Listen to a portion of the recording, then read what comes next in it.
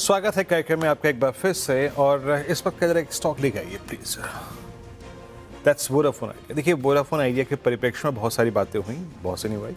पहले आया था AGR का मामला, लेकिन बात ये थी कि दूरसंचार विभाग ने वोडाफोन आइडिया की जो लाइसेंस फी है, क्योंकि देखिए लाइसेंस फी का रीअसेसमेंट होना था, जिसको शायद मेरे ख्याल से जो तारीख थी उसके मुताबिक 22 फरवरी तक की पूरी प्रक्रिया पूरी करनी थी।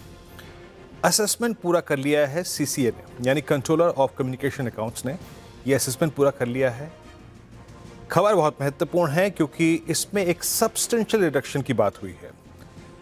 पेनल्टी कम करने के बाद ये रकम करीब 60 to 65% डेविएट करेगी, यानी कम हो जाएगी। इस पूरी खबर को समझते हैं असीम से। असीम, बताइए, बहुत महत्वपूर्ण खबर। और क्योंकि ये असेसमेंट होना था, रीअसेसमेंट, किस आधार पे इस पेनल्टी कम करने की बात कही गई है, और इसके बाद ये मेजर रिलीफ है ये वोडाफोन आइडिया के लिए। असीम जी सही कहा वीरेंद्र, वोडाफोन आइडिया के लिए एक बड़ी रिलीफ है। वोडाफोन आइडिया के ऊपर करीबन 90,000 करोड़ रुपए का AGR का ड्यूज बकाया है, और 31 दिसंबर को जो कैबिनेट है उसने इसको फ्रीज कर दिया था और दूरसंचार विभाग से कहा था कि आप रीअसेसमेंट कर सकते हैं। उसके बाद रीअसेसमेंट करने के लिए दूरसंचार विभाग ने अपने जो उसके CCAs है, जिसको कि फील्ड ऑफिस कहा जाता है या कंट्रोलर ऑफ जनरल अकाउंट्स बोला जाता है, उसको रीअसेसमेंट करने के निर्देश दिए थे। तो AGR के दो पार्ट्स होते हैं, जिसमें कि एक लाइसेंस फीस होता है और एक स्पेक्ट्रम यूजेज चार्जेस होता है। जो मैं सूत्र बता रहे हैं कि लाइसेंस फीस का रीअसेसमेंट CCAs ने पूरा करके दूरसंचार विभाग को सौंप दिया है। दूरसंचार विभाग इसको फाइनल करने में जुटा हुआ है, तो इसके अंदर करीबन 60 से 65% की कमी देखने को ऑलरेडी मिल रही है। अभी स्पेक्ट्रम यूजेज चार्जेस का रीअसेसमेंट पूरा होना बाकी है। जो मैं सूत्र बता रहे हैं कि 31 दिसंबर तक उसका रीअसेसमेंट भी पूरा किया जा सकता है, और एक बार ये रीअसेसमेंट पूरा हो जाएगा तो जो वोडाफोन की लायबिलिटी है उसमें 60% से लेकर के 65% की कमी आपको देखने को मिल सकती है। हालांकि जो फाइनल फैसला है वो दूरसंचार विभाग की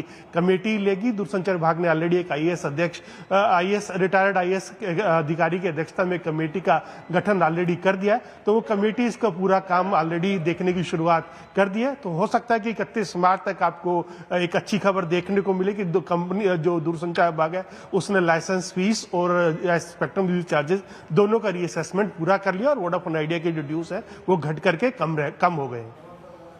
यानी असीम, थोड़ा सा अगर आप अपनी इस खबर और बैकग्राउंडर को जोड़ दें तो कुल मिला के एक तो AGR की रीपेमेंट का डेफर्ड वे में होना वोडाफोन के लिए, और इटसेल्फ इसका 60 to 65% कम हो जाना, ये दो डायमेंशन है ना इस खबर के, है ना?